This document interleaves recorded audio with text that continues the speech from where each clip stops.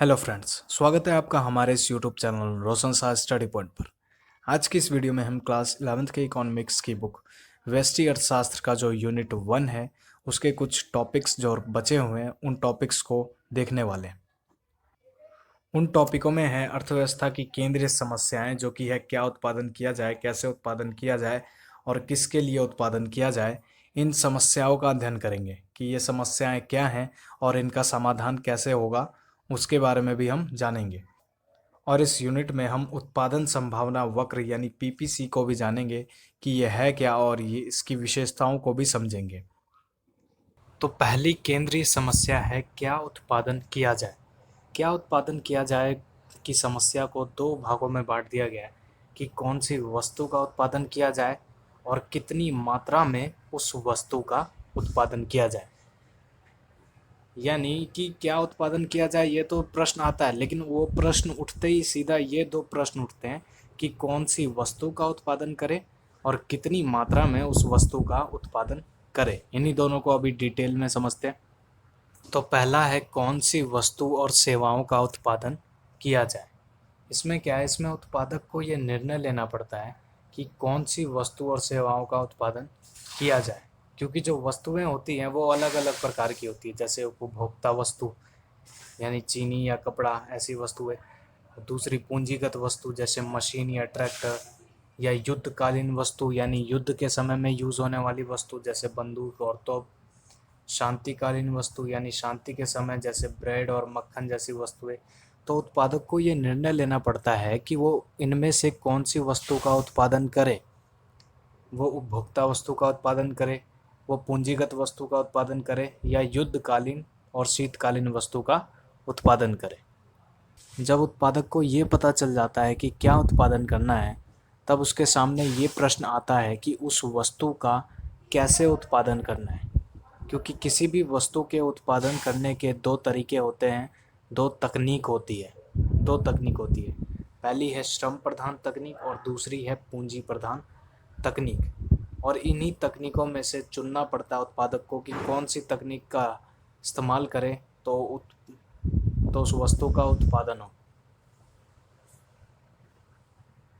इसीलिए ये कैसे उत्पादन की जाए की समस्या तकनीक के चयन की समस्या होती है, तकनीक को चुनने की समस्या होती है कि श्रम प्रधान तकनीक चुने या पूंजी प्रधान तकनीक चुने। श्रम प्रधान तकनीक क्या होता है? श्रम प्रधान तकनीक वो तकनीक होता है जिसमें श्रम का प्रयोग पूंजी से ज़्यादा हो, जिसमें लोगों का यूज़ पैसों से ज़्यादा हो। और दूसरा है पूंजी प्रधान तकनीक। तो पूंजी प्रधान तकनीक बिल्कुल उल्टी होती है, जिसमें पैसों का प्रयोग मजदूरों से यानी लोगों से ज़्यादा हो, वो पूंजी प्रधान तकनीक होती है। और अक्सर इस स्थिति में उत्पादक उस तकनीक का चयन करता है जिससे सीमित संसाधनों का कुशल उपयोग हो और कम लागत पर अधिक उत्पादन हो। यानी सीधा सिंपल ये कि उत्पादक वही तकनीक चुनेगा जिसमें उसको फ़ायदा हो, जिसमें वस्तु के उत्पादन करने में उसको खर्चा कम लगे, कम लागत लगे और उत्पादन क्या हो, अधिक हो। उत्पादक वही तकनीक चुनता है।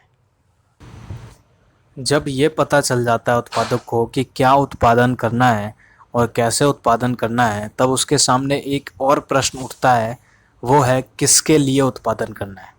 क्योंकि ये तो पता चल गया कि क्या बनाना है और कैसे बनाना है, लेकिन अभी तक ये नहीं पता चल रहा कि किसके लिए बनाना है। उसे खरीदेगा कौन? बना तो लेंगे और कैसे बना लेंगे वो भी पता है, लेकिन उसको खरीदेगा कौन, ये प्रश्न उठता है।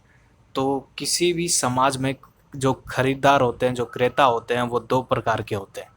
वो एक होता है धनी वर्ग और दूसरा होता है निर्धन वर्ग। ये दो लोग होते हैं, ये दो प्रकार के लोग होते हैं जो क्रेता होते हैं। अगर उत्पादन निर्धन क्रेताओं यानी निर्धन वर्ग के लिए किया जाता है तो सामाजिक न्याय को प्रोत्साहन मिलता है कि हाँ भाई, गरीबों को वही वस्तुएं मिल रही हैं जो अमीरों को। तो इससे सामाजिक न्याय को प्रोत्साहन मिलता है। इससे असमानता में कमी होती है, यानी समानता को प्रोत्साहन मिलता है, समानता बढ़ती है इससे। लेकिन निर्धन वर्ग के लिए उत्पादन करने से उत्पादक के लाभ में कमी आती है। यानी कि उत्पादक अगर निर्धन वर्ग के लिए उत्पादन करेगा तो उसको अधिक लाभ प्राप्त नहीं होगा, उसके लाभ में कमी आएगी। और कम लाभ का अर्थ है कम निवेश यानी कम निवेश का मतलब जीडीपी में निम्न संवृद्धि, जिससे अर्थव्यवस्था क्या होगी, लंबे समय तक पिछड़ी रहती है। इसलिए सामाजिक समानता और जीडीपी में वृद्धि के बीच की चयन की समस्या इस सब तीसरे किसके लिए उत्पादन किया जाए की समस्या में उत्पन्न होती है कि उत्पादक को ये डिसाइड करना पड़ता है कि वो समाज के लिए समानता के लिए उत्पादन करे या जीडीपी में वृद्धि के लिए उत्पादन करे। अर्थव्यवस्था की केंद्रीय समस्या तो देख ली, लेकिन अब ये देखते हैं कि हर अर्थव्यवस्था में उसका समाधान कैसे किया जाता है। तो पहले बाजार अर्थव्यवस्था में देखते हैं कि केंद्रीय समस्याओं का समाधान कैसे किया जाता है। इस बाजार में उत्पादक ऐसी वस्तुओं का उत्पादन करता है जिसकी कीमत अधिक हो, क्योंकि वो अधिकतम लाभ के इच्छुक होते हैं। यानी उत्पादक क्या करता है, उत्पादक के सामने जब ये प्रश्न आता है ना कि क्या उत्पादन करना है, तो वो उस वस्तु का उत्पादन करता है जिसकी कीमत क्या हो, अधिक हो, प्राइस क्या हो, बहुत ज़्यादा हो, जिससे क्या हो, उसे लाभ अधिक मिले। और उत्पादक ऐसी तकनीक का चयन करता है, यानी दूसरी समस्या कैसे उत्पादन करे, तो उसमें उत्पादक ऐसी तकनीक का चयन करता है जिसमें उत्पादन की लागत क्या हो, कम हो, यानी उत्पादन करने का जो खर्चा है, प्रोडक्ट को बनाने का जो खर्चा है वो कम हो। और उत्पादक ऐसे क्रेताओं के लिए उत्पादन करता है, यानी ऐसे वर्ग के लिए उत्पादन करता है, ऐसे क्रेताओं के लिए उत्पादन करता है जो उसे क्या हो, वस्तु की अधिक कीमत देने को तैयार हो, क्योंकि उत्पादक को क्या चाहिए, बस लाभ चाहिए। बाजार अर्थव्यवस्था में उत्पादक होता ही किस लिए, लाभ कमाने के लिए। तो यानी सीधा सिंपल ये कि पहले प्रश्न का, पहली समस्या का समाधान ये कि क्या उत्पादन करना है, तो ऐसी वस्तु का उत्पादन करना है जिसमें कीमत क्या हो, अधिक हो। और कौन सी तकनीक का चयन करना है, तो ऐसी तकनीक का चयन करना है जिससे उत्पादन की लागत क्या हो, कम हो, यानी खर्चा जो है उत्पादन का वो कम हो। और तीसरा ये कि उत्पादक ऐसे क्रेताओं के लिए उत्पादन करेगा जो उसे वस्तु की अधिक कीमत देने को तैयार हो। और इन तीनों का एक ही कारण है, एक ही रीज़न है, अधिकतम लाभ। उनको क्या करना है, बस अधिकतम लाभ कमाना है। दूसरा है केंद्रीय नियोजित अर्थव्यवस्था। ये वो अर्थव्यवस्था होती है जिसमें कोई केंद्रीय अधिकारी या सरकार निर्णय लेती है कि किस वस्तु का उत्पादन करना है, कैसे उत्पादन करना है और किसके लिए उत्पादन करना है। तो ऐसी स्थिति में कोई भी केंद्रीय अधिकारी या सरकार सबसे पहले ये निर्णय लेती है किस वस्तु का उत्पादन करना है, तो सरकार उस वस्तु का उत्पादन करती है जो समाज के लिए क्या हो, लाभदायक हो। समाज के लिए भलाई जो वस्तु करे उसी वस्तु का उत्पादन सरकार करती है।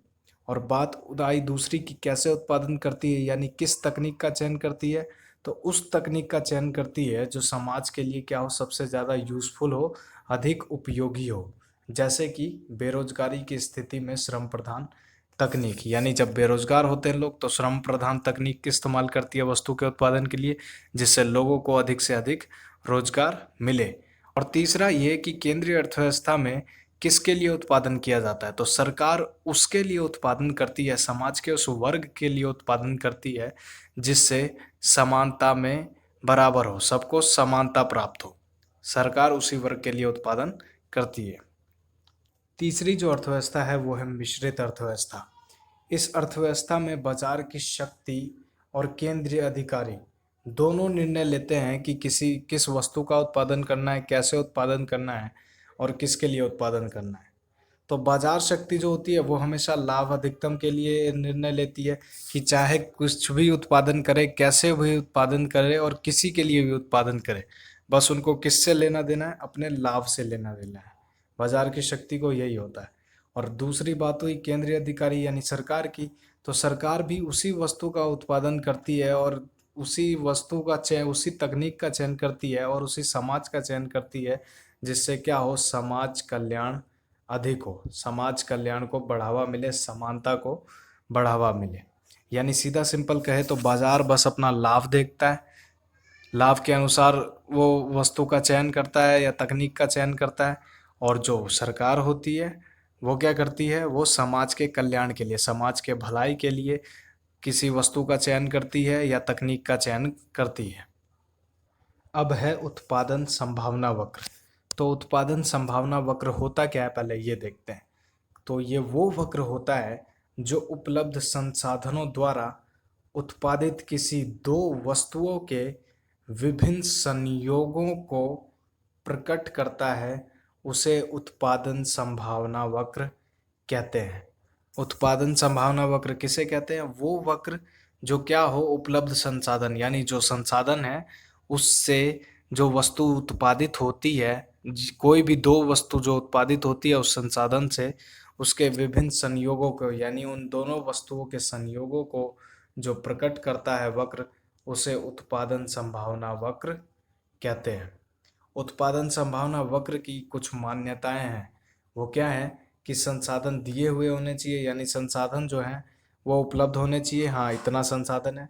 दूसरा ये कि दिए हुए संसाधनों का पूर्ण एवं कुशल प्रयोग होना चाहिए, यानी जो संसाधन दिया गया उसका फुल यूटिलाइज होना चाहिए, ये नहीं कि आधा यूज़ किया आधा नहीं, पूरा यूटिलाइज होना चाहिए और एकदम अच्छे से होना चाहिए। और तीसरा ये कि जो उत्पादन की तकनीक हो वो स्थिर हो, यानी उत्पादन की जो तकनीक है वो बनी रहे, उसमें कोई परिवर्तन ना हो कि ये पहले तो श्रम प्रधान तकनीक है फिर पूंजी प्रधान तकनीक कर दी, ऐसा कुछ नहीं होना चाहिए। उत्पादन की जो तकनीक है उसे स्थिर रहना होगा। आइए अब हम उत्पादन संभावना वक्र को उसके वक्र द्वारा समझते हैं। तो इस वक्र में दिया क्या गया है, इस वक्र में दो वस्तुओं के विभिन्न संयोगों को दिखाया गया है। पहली वस्तु है गेहूं और दूसरी वस्तु है कपड़ा यानी क्लॉथ। क्लॉथ के बंडल हैं, ठीक है, हजार हजार के। तो ये दिखाया गया है कि सीमित संसाधन है, यानी संसाधन सीमित है, और अगर हम सारा का सारा संसाधन गेहूं के उत्पादन में लगा देंगे तो क्या होगा, कपड़े तो ज़ीरो उत्पादित होंगे लेकिन जो गेहूं है वो 100 टन गेहूं उत्पादन होगा। दूसरा ये कि अगर कपड़े के उत्पादन को हम बढ़ाते हैं, यानी अगर हम कपड़े का उत्पादन करते हैं, जैसे मान लो अगर हम कपड़े का उत्पादन 2000 कपड़े का उत्पादन हमने किया सीमित संसाधन से, तो हम गेहूं का कितना उत्पादन कर पाएंगे, सिर्फ 70 टन गेहूं हम उत्पादन कर पाएंगे। और यही इन दोनों का जो संयोग है, ये जो संयोग है और ये जो बिंदु है, यही दो वस्तुओं के विभिन्न संयोगों को जो प्रकट करता है, और ये जो रेखा बनती है वही प्रकट करते हुए यही उत्पादन संभावना वक्र है, पीपीसी कर्व है। यानी सीधा सिंपल ये कि अगर हम 1000 बंडल कपड़े का उत्पादन करते हैं तो हम सिर्फ 90 टन गेहूं उत्पादन कर पाएंगे, और अगर हम 2000 बंडल का उत्पादन करते हैं तो हम 70 टन गेहूं उत्पादन कर पाएंगे, और अगर हम 3000 बंडल का उत्पादन करते हैं तो हम 40 टन सिर्फ गेहूं का उत्पादन कर पाएंगे, और अगर हम 4000 बंडल का उत्पादन करते हैं उसी सीमित संसाधन से तो हम ज़ीरो गेहूं का उत्पादन 0 टन गेहूं का उत्पादन कर पाएंगे। तो यही जो संयोग दिखा रहा है ए बी सी और डी और ई, यही संयोग पे जो रेखा बनती है, यही रेखा यही वक्र उत्पादन संभावना वक्र कहलाती है। उत्पादन में जो संयोग पाए जाते हैं वो भी दो प्रकार के होते हैं, एक प्राप्य संयोग होता है और दूसरा अप्राप्य संयोग होता है। इसमें क्या है कि प्राप्य संयोग क्या होता है, तो उत्पादन संभावना वक्र के अंदर सभी बिंदु प्राप्य संयोग होते हैं, यानी उत्पादन संभावना वक्र की जो लाइन जा रही है उसके अंदर जितने भी बिंदु है, कहीं पर भी हो जाए बिंदु, वो सभी बिंदु किसके अंदर आएंगे, प्राप्य संयोग के अंदर आएंगे, यानी वो सारे बिंदु प्राप्य संयोग कहलाएंगे दो वस्तुओं के। और वही दूसरा यानी उसका उल्टा, उत्पादन संभावना वक्र में अगर सारे बिंदु जो भी बाहर बिंदु है वो बिंदु क्या कहलाएंगे, अप्राप्य संयोग कहलाएंगे, दो वस्तुओं के अप्राप्य संयोग कहलाएंगे। यानी सीधा सिंपल ये कि प्राप्य संयोग वो संयोग जो उत्पादन संभावना वक्र के अंदर हो, और अप्राप्य संयोग वो संयोग जो उत्पादन संभावना वक्र के बाहर हो। उत्पादन संभावना वक्र में खिसकाव भी होते हैं, अब उन खिसकावों को देखते हैं। तो पहला देखते हैं, संसाधनों में अगर परिवर्तन आ जाए तो उत्पादन संभावना वक्र में क्या होता है। तो पहली स्थिति हम देखने वाले हैं कि संसाधन में अगर परिवर्तन हो गया तो इससे पीपीसी पर क्या प्रभाव पड़ेगा, उत्पादन संभावना वक्र पर क्या प्रभाव पड़ेगा अगर संसाधन में परिवर्तन हुआ तो पहली स्थिति है, अगर संसाधन बढ़ गया, संसाधन में वृद्धि हो गई तो क्या होगा, पीपीसी पर क्या प्रभाव पड़ेगा।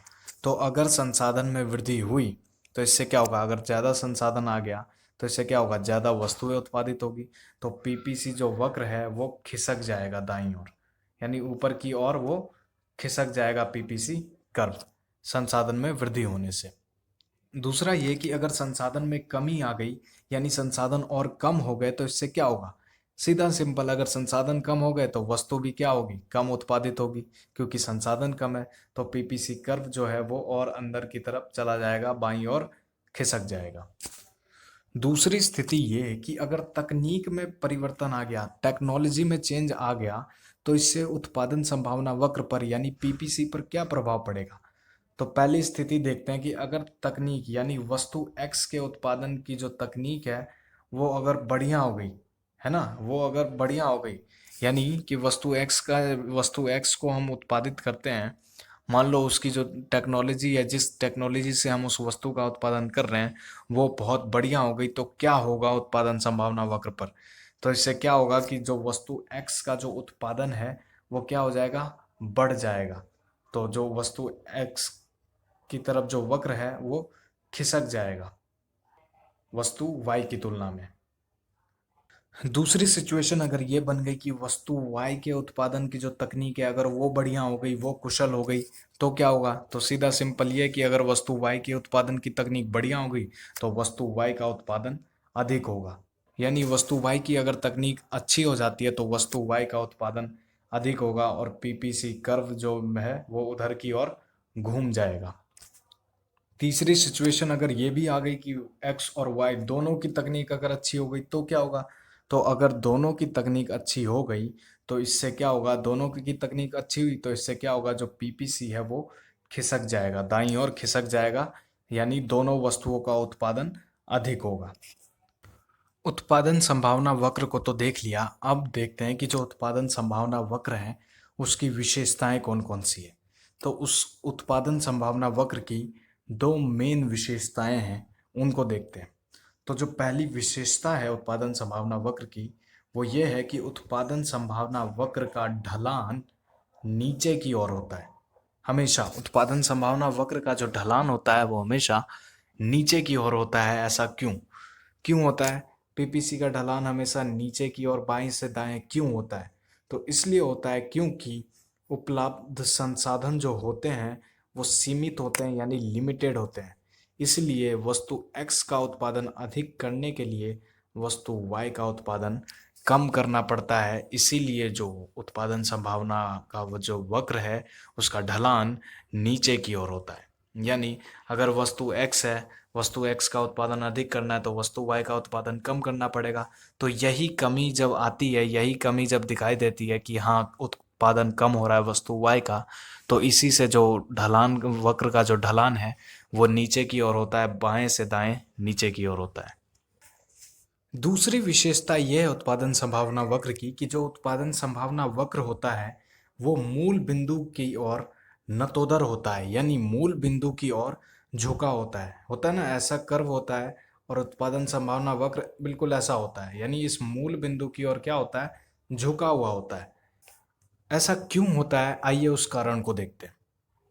ऐसा क्यों होता है, क्योंकि वस्तु x की अतिरिक्त इकाई के उत्पादन को बढ़ाने के लिए, यानी वस्तु x के उत्पादन को बढ़ाने के लिए वस्तु y की इकाई का त्याग करना पड़ेगा। और अगर वस्तु y की अतिरिक्त इकाई के उत्पादन को बढ़ाने के लिए वस्तु x की इकाई का उत्पादन का त्याग करना पड़ेगा, यानी सीधा सिंपल ये कि अगर वस्तु x के उत्पादन को बढ़ाना है तो आपको वस्तु y के उत्पादन का त्याग करना पड़ेगा, और अगर वस्तु y के उत्पादन को बढ़ाना है तो वस्तु x के उत्पादन का त्याग करना पड़ेगा। और ऐसा क्यों करना पड़ेगा, क्योंकि जो संसाधन है वो सीमित है और उस संसाधन को हम एक ही जगह लगा सकते हैं, या तो वस्तु y की जगह लगा दे या वस्तु x की जगह लगा दे। और अगर कम ज़्यादा करके लगाएंगे तो यही होगा, आगे होगा या पीछे होगा, उत्पादन एक का अधिक होगा और एक का थोड़ा कम होगा।